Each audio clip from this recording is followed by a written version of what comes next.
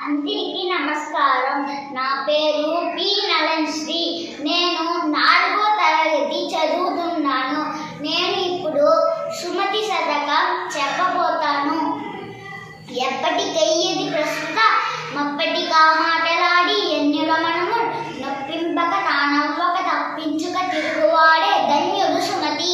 భావం: వివేకం కలిగిన వాడు సమయోచితములకు మాటలతో ఇతరులను నొప్పింపక తన పని ముగించుకొనును.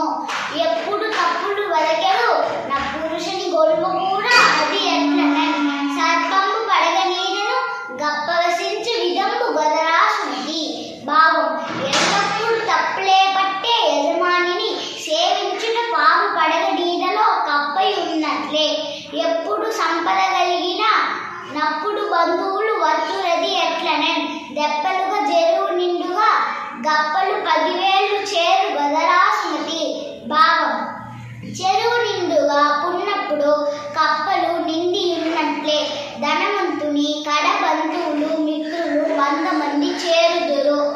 వినదగు నెవ్వరు చెప్పినా విననంతనే వేగపడక వివరింపదగు గడిగల్ల నిజము తెలివిన మనుజుడెపో నీతి పరుడు మహిళో సుమతి.